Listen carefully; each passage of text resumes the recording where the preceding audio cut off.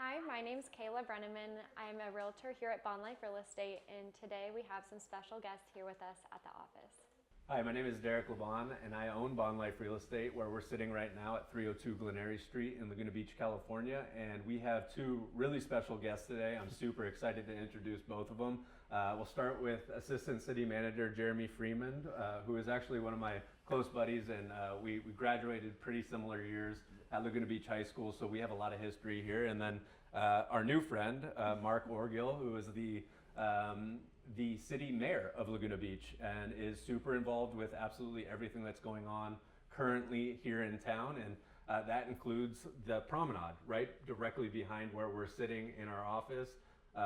Obviously, the city has fully approved and has gone underway in regards to completely renovating and restructuring what our main focal point of downtown Laguna Beach is. And that's going to be the Promenade that should be open here in the next 2 months, or I'll let you answer a couple that. months. Couple months we're looking at.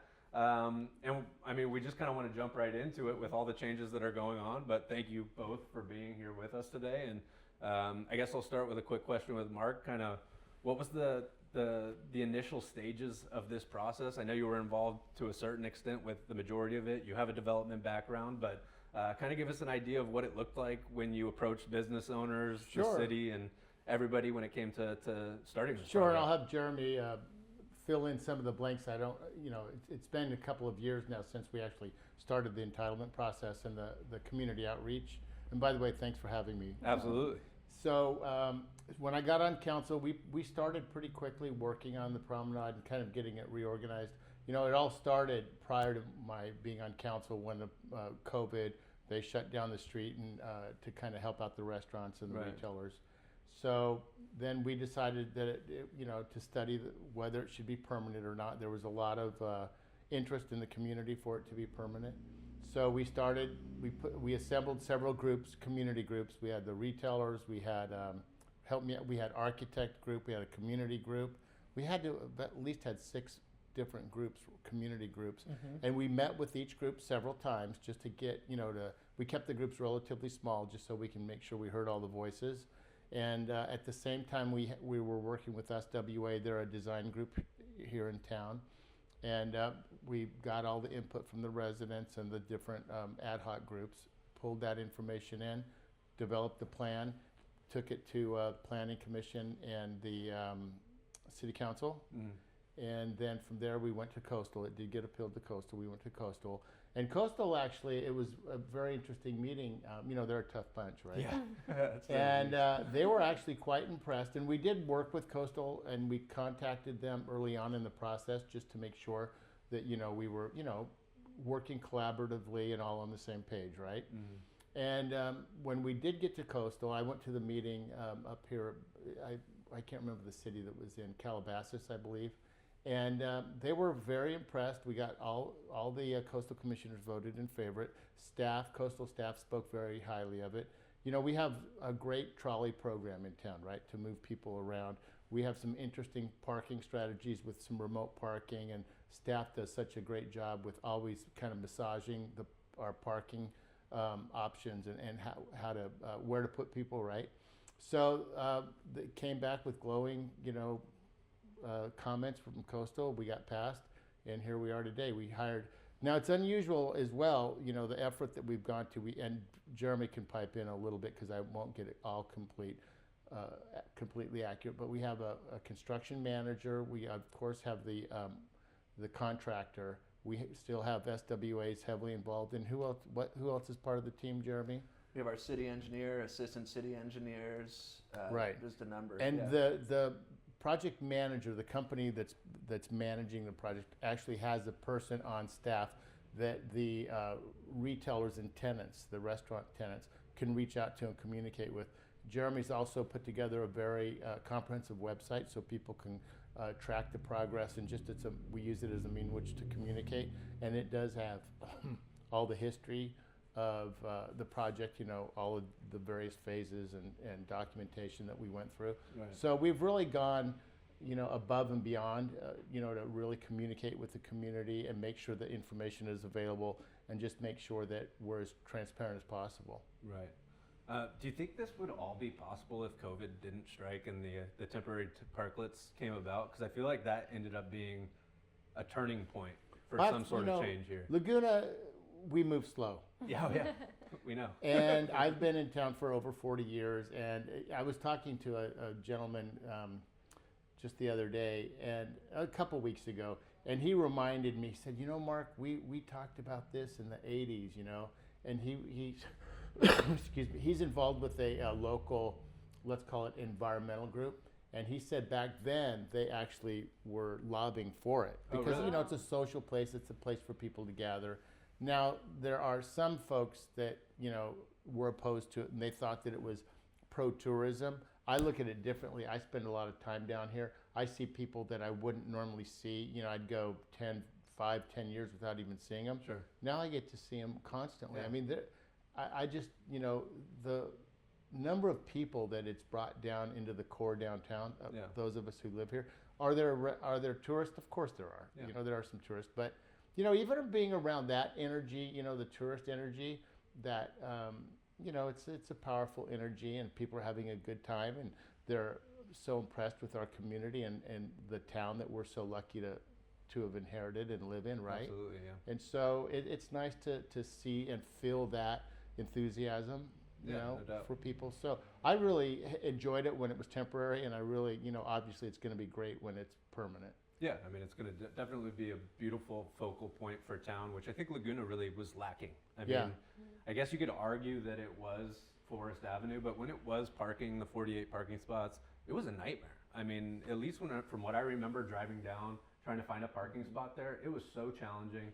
If someone just stopped and waited for someone to load their car and, you know, just back out in order to take that spot, it was such a challenge to be able to, because you'd back up parking all the way through Forest. It would cause more traffic. So, I mean, the parklets in a lot of ways, in my opinion, freed up quite a bit, even though, you know, like you said, the trolleys make up for it, additional parking, getting creative with parking with the city. And I'm sure it's a challenge you're dealing with all the time. Like, what, as far as parking and making up the difference, like what did you guys do, or have you done anything? Can you kind of get into that for me? That's a great question. Yeah, certainly parking, especially in a coastal community, is quite challenging. It's a big driver of what can and can't be located here. And I'll just leave it at that without getting too specific about it, technical. Don't want to put your audience to sleep. But yeah, what we looked at and our solution there to alleviate or offset the 47 parking spaces that are now converted to outdoor pedestrian plaza is really leveraging public-private partnerships. There are a lot of surface lots around town that were being utilized for parking spaces, just sitting empty on the weekends. So we've explored and entered into a number of contracts. The Surf Heritage Museum that's coming in, formerly the drugstore, we've got some spaces there. We converted the bus depot. We reached out to OCTA. We've got about another 12 spaces or so for the last few years, and that happened during COVID. Yeah, they didn't need the pull through, so we were able to convert. Yeah. So we've kind of just chipped away at it, right, throughout all these different lots to get pretty close to capturing back those 47 spaces. Awesome. I've also noticed that, to kind of just touch on that, but it's totally not to the point of the video, but the meters are going away, it seems like, in some places, at least over at Heisler, I've noticed. And I love it because whenever my wife and I, with the stroller, are walking down Heisler or on the sidewalks, we'd always have to stop or kind of like, you know, we're really constantly, utilize it. or I'd run into the meters and they're going away and I'm like, yes, here we go. We're finally moving into a new future in regards to parking in Laguna, and it's been pretty cool. Absolutely, can confirm I've run into a couple of them as well. So yeah, widening the sidewalk, again, just leveraging technology to improve the experience for the residents, for the visitors, anybody to the community. I've also understand that, you know, just squeezing by people. So we're moving to, and have moved to, app-based payments or pay stations. And so keep an eye out for those, and certainly hope that is making things easier for people. And we're continuing to convert where we can. Yeah, absolutely. And then back to the Promenade, I've seen some pushback online. Where is that really coming from, and what would you say the biggest challenges you've had with kind of getting everyone on board with the Promenade?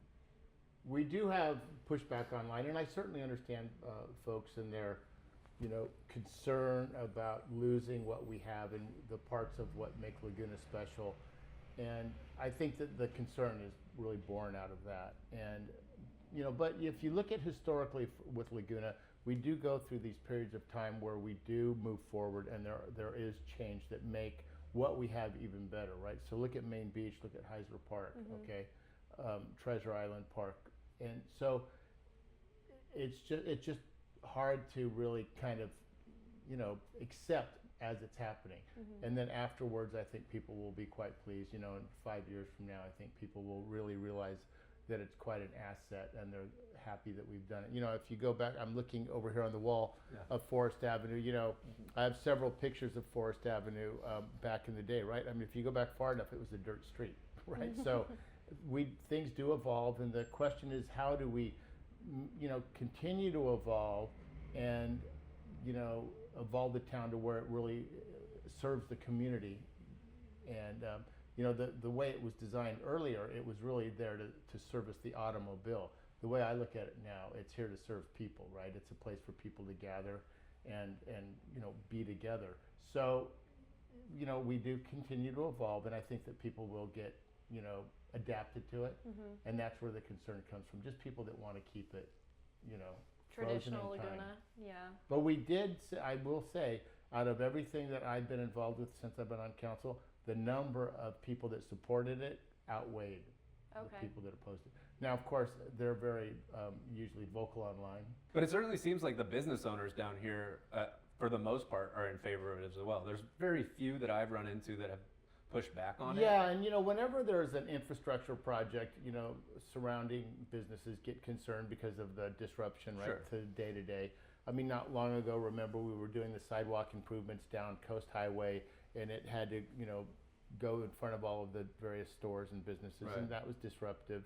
But that, regardless of what happened here on Promenade, I could, especially now that I've been so intimately involved with the construction of what's happening, these sidewalks were ready for replacement anyway, no doubt, right? And they were all buckled and leaning in. The water was draining into the stores when it would rain, so it was time, and so that would have had to take place anyway. Sure. Right. So. I've tripped on those sidewalks. Yeah, and now we have a new way to, and we're also planning on in the future to start some beautification streetscape improvements in and around the downtown. So what we're going to be able to do is deal with the tree wells in a more effective way to get rid of any tripping hazards, and also create that detail, that construction detail also allows a better, more healthy condition for the trees. Right. It seems as though there's going to be some performing arts allowed across the street at the Promenade. Yeah. Is it slated already? Have you guys discussed exactly what that looks like? There's actually a meeting next week. We're going to start that discussion. So it's it's been designed to accommodate. There's different areas on the Promenade. I think there's 3 where equipment can be plugged into it for audio and lighting. Oh, okay. So that's been designed into the streetscape. And now we're going to talk about the programming. And there's a variety of programming that can take place. You might remember that the film festival did a film there, right? I don't know, maybe a year it was a surf so ago. Something like that, right? Yeah. And so I could imagine the museum programming there. They do the art and nature, right, down here on the beach. So who knows what they can imagine the space. I mean, we do have a cable system that's overhead. Okay. I could see there being art installations up, suspended above the promenade. Right. So, and then of course just entertainment. There could be musical, all you name it. Yeah, it seems like the possibilities are pretty endless for it all, and it's so conducive to this town, right? I mean, we're an art town. That's kind of what our brand identity is at this point. So why not exploit it? Right. And that's exactly what this space will do. Yes. Did you want to ask anything in regards to the trees by chance? Okay, so I did see people posting pictures of the trees getting cut down. Are those the ones you're referring to where like the roots are coming underneath the sidewalks? It's hard to build anything flat over them. We've taken great care to work around the trees, and if you see the orange fencing that's there, we have an on-site arborist who's there all the time, and so she has been keeping an eye on the trees.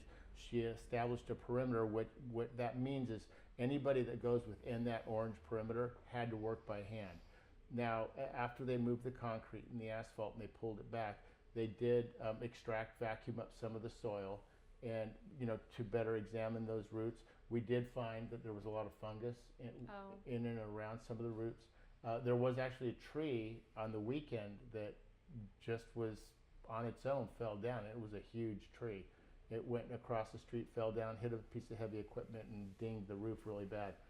So there are some concerns, with the trees. A couple of them had been removed. They're just, if the roots get to the point where they, in order to make it work, you would have to trim a certain percentage of the roots. It is susceptible to falling over, and we can't have that, right? Right. So that's still being evaluated. We did send some soil out to the lab to be tested, and there are several other arborist companies that have come in and analyzing just so we can get other opinions. And but the bottom line is, the point I'm trying to make is, we have gone to great lengths to work with these trees. So we'll probably know more this week. Lab testing is it's really far. I mean, you're going the extra mile, that's for Yes, sure. we are. I mean, it's nobody's ambition to, rip down trees randomly, right? We don't want to. I have an opinion when it comes to our program moving forward, not just on the promenade, but in the within the community. And I love trees. I want the trees, but at the same time, we do have to consider the safety, right? And God forbid somebody gets killed. I couldn't live with myself if that happened. And that's just a reality that we have to live with. So I would like to eventually have the city consider a tree replacement program. So you just kind of go through gingerly and replace here and there, and that way you maintain your canopy. Right. And then those trees grow up, and you can just kind of keep on working. The city manager told me about a situation in Newport where there was a young lady who got hit by a tree and she died. Oh. And then they had to come in through this whole district area and remove all of the trees at once, and they lost the canopy. So I think that we could be more thoughtful about it and come up with a program to prevent that. That seems like a reasonable approach to me. I mean, obviously there's pushback with it all, but you can't make everyone happy. That's the challenge that I'm sure you're faced with. Well, when you're on the dais and you're making a decision, and I don't want to be over exaggerated, but a life or death kind of a situation, and that is in your mind, right? Sure. When you're thinking of that, you think pretty seriously about it. Yeah, I think you have to. Right. I mean, in more ways than one. So thank you guys so much for your time. I really appreciate it. My pleasure. Thank you. My pleasure. Thank you. Cool. Thank you guys so much. Thanks. That was Yeah. awesome.